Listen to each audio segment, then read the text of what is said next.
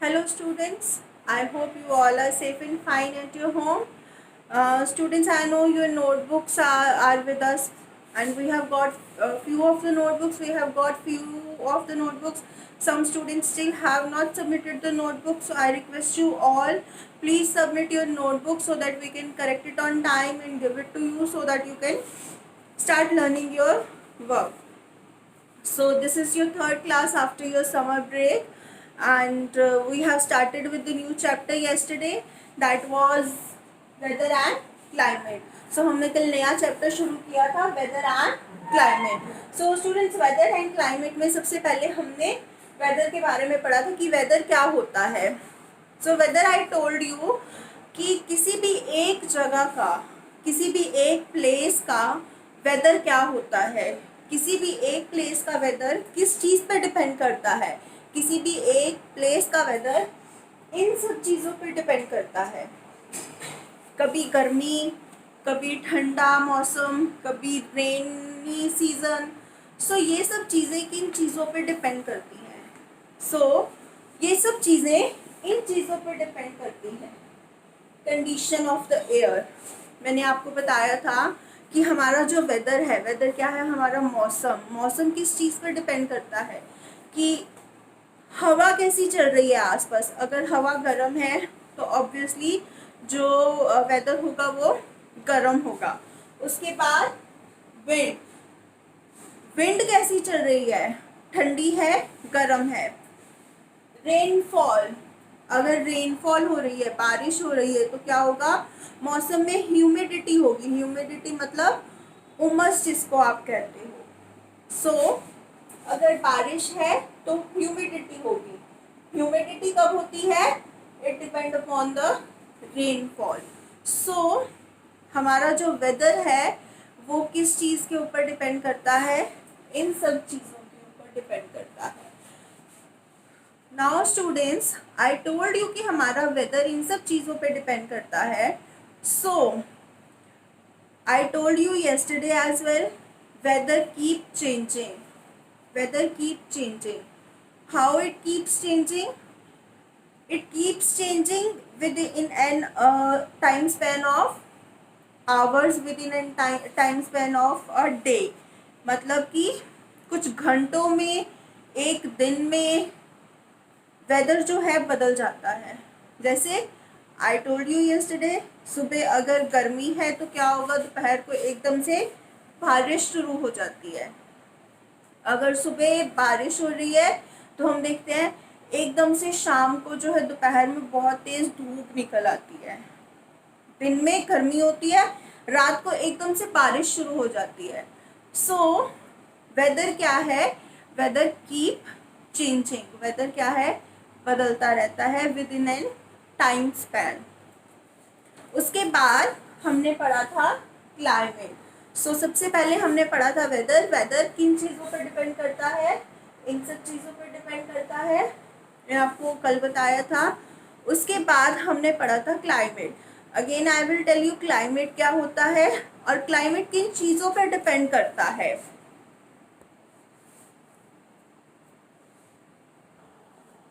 So students, climate क्या था. Climate मैंने आपको बताया था कि किसी भी एक जगह पे एक सा वेदर काफ़ी समय तक रहना, दैट इज़ वहाँ का क्लाइमेट. जैसे कि हमारे इंडिया में 6 महीने गर्मी, 6 महीने सर्दी. मैंने आपको कल कनाडा का एग्जांपल दिया था कि वहाँ पे मोस्ट ऑफ द टाइम क्या है, ठंड रहती है, लेकिन कुछ टाइम जो है वहाँ पे गर्मी होती है. एंड गर्मी इज़ वॉट, जो हमारे यहाँ पे अक्टूबर का मौसम होता है, अक्टूबर नवंबर में ठंडा ठंडा सा, दैट इज़ वहाँ की गर्मी. सो कहीं भी किसी भी एरिया में कोई सेम वेदर काफ़ी समय तक कंटिन्यूटी में रहना, दैट इज़ वहाँ का क्लाइमेट होता है. सो क्लाइमेट मैंने आपको बताया था किन चीज़ों पर डिपेंड करता है. डिस्टेंस फ्रॉम इक्वेटर, इक्वेटर से प्लेस का डिस्टेंस कितना है. Height from sea level, sea level से हाइट कितनी है. डिस्टेंस फ्रॉम द सी, उस प्लेस का सी से कितना डिस्टेंस है. Humidity and directions of the wind. So I told you कि वन बाय वन हम इन चीज़ों को डिस्कस करेंगे. एंड फर्स्ट ऑफ ऑल कल मैंने आपको बताया था distance from the equator. So students, yesterday I have given you example, again I am telling you कि सन की जो रेज है ये हमारी अर्थ है. I have given you example, ये हमारी अर्थ है. सन की जो रेज है वो हमारी अर्थ के ऊपर जब पड़ती है तो वो क्या करती है, डायरेक्टली, ये इक्वेटर है हमारा. तो सन की रेज जब हमारी अर्थ के ऊपर पड़ती है तो वो क्या है, डायरेक्टली जो है इक्वेटर सेंटर पे पड़ती है. सो और स्लांटिंग रेज सन की, जैसे ये सन है, सन की रेज जब पड़ रही है तो ये डायरेक्टली कहाँ जा रही है, it is going towards the equator. And ये स्लांटिंग होके कहाँ जा रही है, स्लांटिंग होके ये पोल्स की तरफ जा रही है. सो स्टूडेंट्स, जब सन की रेज जो है हमारी अर्थ पे पड़ती है, होता क्या है, सन की रेज से हमारी अर्थ की सरफेस गर्म होती है. सो जहाँ पे डायरेक्टली हमारी सन की रेज पड़ रही है वो एरिया क्या होगा, बहुत ज़्यादा हॉट होगा. मतलब कि इक्वेटर पे है तो इक्वेटर के जो आसपास का एरिया है दैट विल बी हॉटर. और क्योंकि वो रेज जो है स्लांट होके पोल्स की तरफ जाती है तो जब तक वो ट्रैवल करती है उनकी हीट बहुत कम हो जाती है सन रेज की. सो वहाँ पे एरिया क्या रहता है, ठंडा. सो क्लाइमेट किस चीज़ के ऊपर डिपेंड करता है, डिस्टेंस फ्रॉम इक्वेटर. इक्वेटर से कितना डिस्टेंस है, अगर इक्वेटर से डिस्टेंस ज़्यादा है प्लेस का तो वो ठंडा होगा, और अगर इक्वेटर से डिस्टेंस कम है प्लेस का तो वो गर्म होगा. First thing is clear, distance from equator. So now we are moving height from sea level. So height from sea level. So students, one more example is there.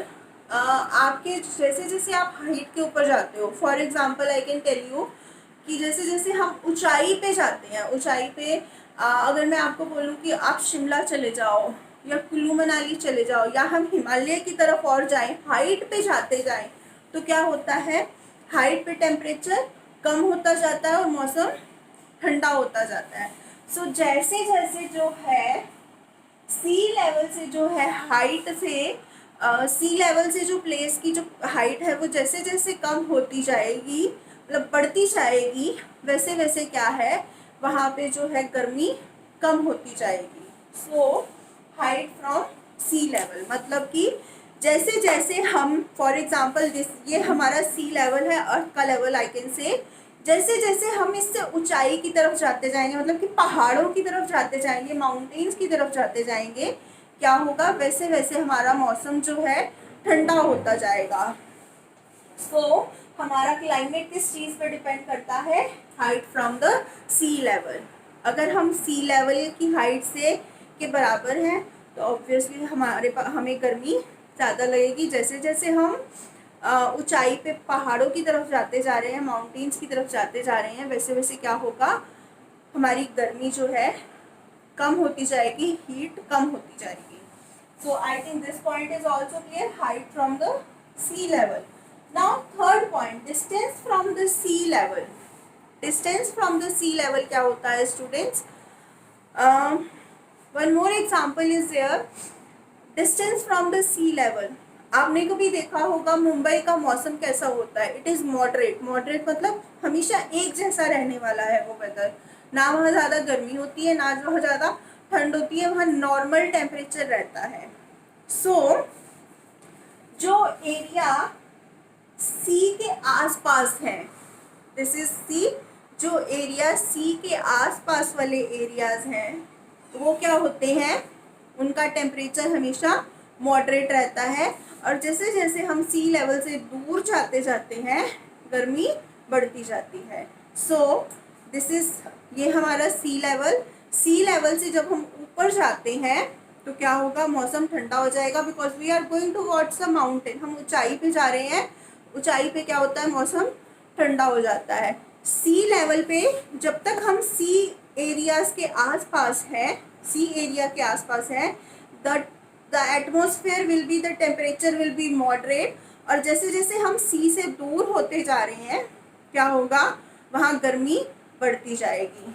So this point is also clear, distance from the sea. Now we will move towards rest of the 2 points, humidity and direction of the wind. So now I am explaining you about humidity. Humidity क्या होती है, उमस. जैसे जैसे हमारे environment में जो है वाटर वेपर का कंटेंट जो है बढ़ता जाएगा, वैसे वैसे क्या होगा, उसके अंदर जो है नमी आती जाएगी, मॉइस्चर आता जाएगा, एंड दैट इज ह्यूमिडिटी. जैसे जैसे हमारी जो है एटमॉस्फेयर में हमारी जो एयर चल रही है उसके अंदर वाटर वेपर का कंटेंट बढ़ जाएगा, वैसे वैसे क्या होगा, ह्यूमिडिटी बढ़ जाएगी, उमस बढ़ जाती है, and that is the main reason of rainfall as well. वो रेनफॉल का भी रीज़न होता है. जब एयर के अंदर जो है ह्यूमिडिटी बढ़ जाती है तो क्या होता है, वो वाटर रेनफॉल के जो उसमें फॉर्म में रेन जो वो नीचे आती है. सो जब हमारी एयर में वाटर वेपर का कंटेंट बढ़ जाता है and it falls in the form of rain, and after that third point, last point, sorry, direction of wind. So direction of wind, what? Direction of wind means हवा की direction कैसी है. So हवा की direction means गर्मियों में गर्म हवा, सर्दियों में ठंडी हवा. So डायरेक्शन ऑफ विंड क्या, so direction of wind means कि हवा किस तरफ से आ रही है. जिस तरफ से हवा आ रही है means if it is coming from the hot area, so वो क्या है, क्लाइमेट को जो हॉट कर देती है. If the direction of wind means wind की जो डायरेक्शन है किसी कोल्ड एरिया की तरफ से है, तो वो क्या करती है, हमारे इन्वायरमेंट को जो है कोल्ड बना देती है. So that is direction of the wind, कि किस तरफ की हवा चल रही है. अगर गर्म तरफ से हवा चल रही है, मतलब for example I can tell you कि हमारे अगर डेजर्ट एरिया की तरफ से कोई हवा चल रही है, सो वो क्या करती है, हमारे इन्वायरमेंट को गर्म बना देती है, एंड जो हमारे इन्वायरमेंट में जो एयर होती है वो गर्म हो जाती है. And if it is coming from किसी कोल्ड एरिया की तरफ से चल रही है वो हवाएं आ रही हैं, तो वो क्या करती हैं, हमारे एरिया को कोल्ड बना देती है, ठंडी हवाएं चलने लग जाती हैं. So this is all about climate, weather and climate. I have told you now weather किन चीज़ों पर डिपेंड करता है एंड क्लाइमेट किन चीज़ों पर डिपेंड करता है. क्लाइमेट डिपेंड करता है डिस्टेंस फ्रॉम इक्वेटर, इक्वेटर से कितना डिस्टेंस है प्लेस का. Height from sea level, sea level से उसका कितना हाइट है प्लेस का. अगर ज़्यादा ऊंचाई पे है सी लेवल से तो क्या होगा, वो प्लेस उतना ठंडा होता जाएगा. डिस्टेंस फ्रॉम द सी, अगर सी से दूर है, अगर सी से दूर है तो क्या होगा, गर्म होता जाएगा. सी के आसपास वाला एरिया जो है वो हमेशा मॉडरेट रहेगा. ह्यूमिडिटी मतलब कि उमस, उमस है अगर आपके इन्वायरमेंट में, अगर आपके उसमें, तो फिर वो क्या होगा, it will fall into the form of rainfall. और जब तक इट इज़ ह्यूमिडिटी तब तक गर्मी होती है. And direction of the wind, कि हवा की डायरेक्शन कहाँ से चल रही है. And students, today now we have studied about the climate. Yesterday we have completed the weather. So now tomorrow we will study about the heat zones, कि हमारे कितने हीट जोन्स हैं और वो कैसे कैसे जो है वेदर और क्लाइमेट उनको इफेक्ट करता है. सो this is all about your today's topic. Reading part is given there in the book. You can read it from there as well, and I have explained you as well. And if still any confusion is there, if anything is not clear, you can message me and ask me.